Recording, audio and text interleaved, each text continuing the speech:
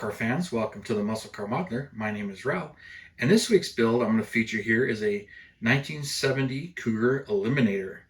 Now this is a pretty cool car. I really like the Eliminators, as you can tell. I've shown a couple on my channel. I built 3 of them at least, and maybe even plan to do a 4th one, even though the Eliminator package was really only for 2 years, unless you count the 68 Cougar GTE, which the E meant Eliminator, which supposedly that's what that meant, but they had the race car that year. My hood keeps sliding forward. It's one particular issue with this build. I haven't figured a way to fix that or tried to fix that, but anyway, for 1970, Cougar, its 4th year of production, but was getting a bit more aggressive. But there really wasn't a whole lot of changes to the Eliminator package for 1970, and that's the 2nd year for the Eliminator package.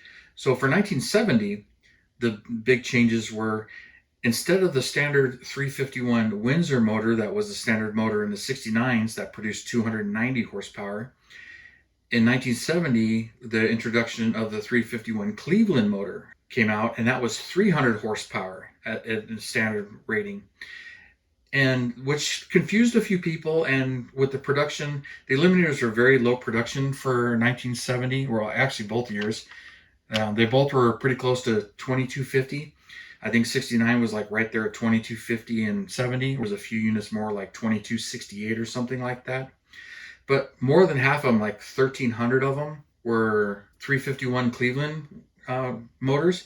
And that one you can get with a 3-speed manual or automatic or 4-speed manual, but it came standard with the 3-speed. But up from there, you could step up to the 428 motor, which was 335 horsepower. And also in the package was the Boss 302 motor, and which confused some buyers, which I think was one of the reasons why it's really low production. But if you knew the Boss 302 engine or knew about it, that was more of a race motor. It was much more expensive. You had to have the 4-speed only, so that jumped your cost up, and they included that in the price. And you could not get air conditioning, which is probably another factor why the Boss 302 is so rare. And there was literally like 300 and something made of the Boss 302. But even the 428 was like 368 or something like that of the 428s. And that included, with or without ram air. In 1970, they used a Q code in the VIN for those motors, and all of them were rated at 335 horsepower. And then they also had the Super Cobra Jet, which you ordered the 430 Super Drag Pack option. And then there was the 391 Drag Pack option, which gave you the Cobra Jet 428. So there was literally 3 different 428s that could be in there depending on it, but all of them used the Q code. So it was really hard in 1970 to figure out if you had a Super Cobra Jet or Cobra Jet.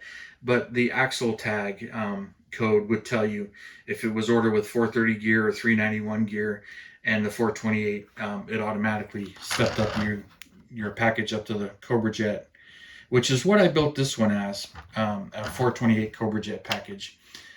And, it's kind of fun reading about that. But even the Boss 302, the Boss 302 is rated at 290 horsepower.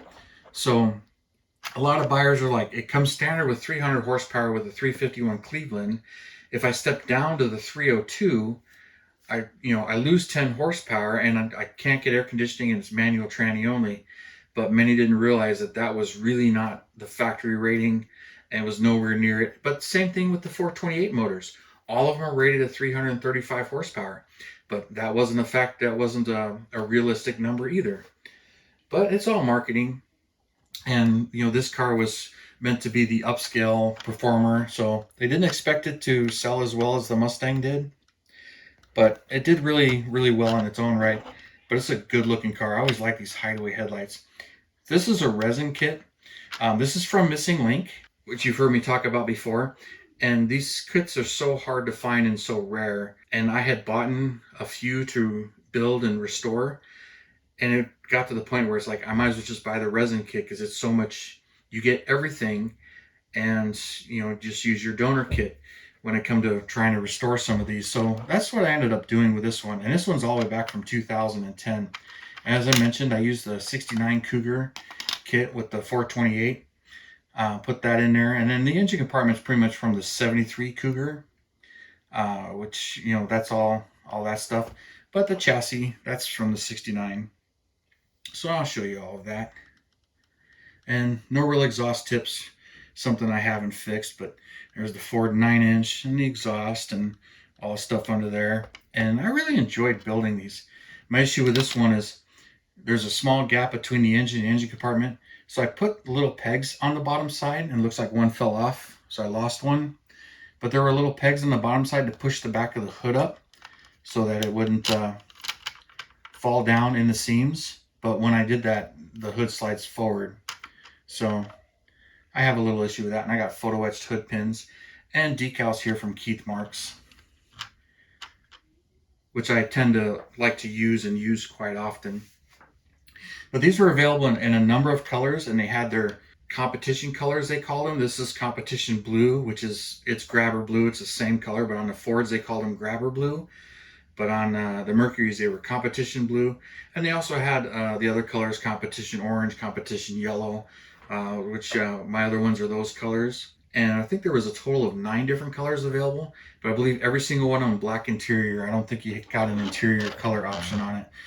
And then there's the big old T-handle shifter in there. So the 4-speed Mercurys had that big T-handle in it, which, you know, it's in that kit and I really like it. But it's a huge shifter. Check that monster out. With a dressed up deluxe interior and just some nice options. And then for 1970, all those hood scoops were black. Where 69, they were body color. And I just really like that stripe in the nose. And the fact that they went back to a split grille. Because 67 and 68, they had this split grille, but 69, they had a grille that went all the way across. If I can get that hood to stay flat, sit there. But really enjoyed building this, and I just love these cars. And Cougars is just an upscale Mustang, but I always thought it was a really cool looking car. But as part of it, and these were only available in coupes. If you saw my videos, I did build a 70 Cougar Convertible Eliminator package, which was not available from the factory. This is a more recent build. I actually built it on the channel when I first started the channel. So this is a much more recent build from 2019. But I like it because you can showcase more of the interior and see it. I kind of like convertibles for that. Even though this one, the wings were body color in 70, but you can't see the Eliminator on that decal, but you can on this one for whatever reason. So there you can see Eliminator on there, which the real cars had that. And then blacked out a lot of the tail panel on the real cars. So I enjoyed dressing that up, and I had to have the Cougar wheels, which you can see here on this one. And this one's got them as well, but I left them all chrome on this one. And then on top of it, let's maybe zoom this out just a little bit more. So there you got my competition orange 70, and then the competition blue 70 coupe.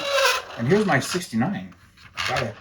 Gotta put that one in there, and I featured this one on the channel also, so you can see the differences between the 69 and the 70 with the stripe package, the body color scoop, and the body color wing on the 69 as well.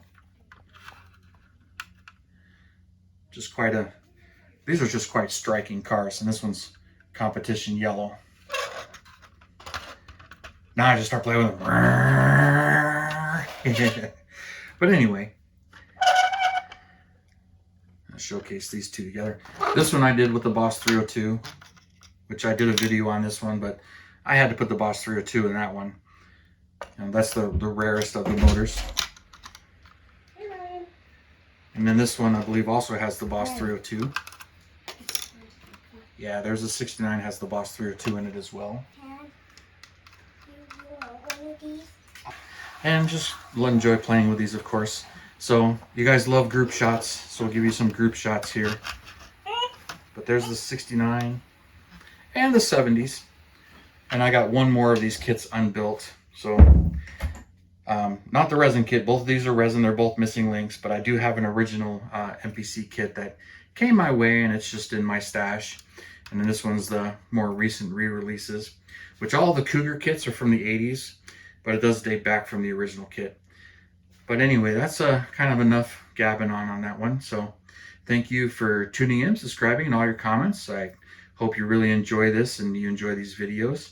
If you do, please subscribe and like and leave a comment. I love them. I enjoy those. So you guys, you have a good weekend, and I will see you next Saturday.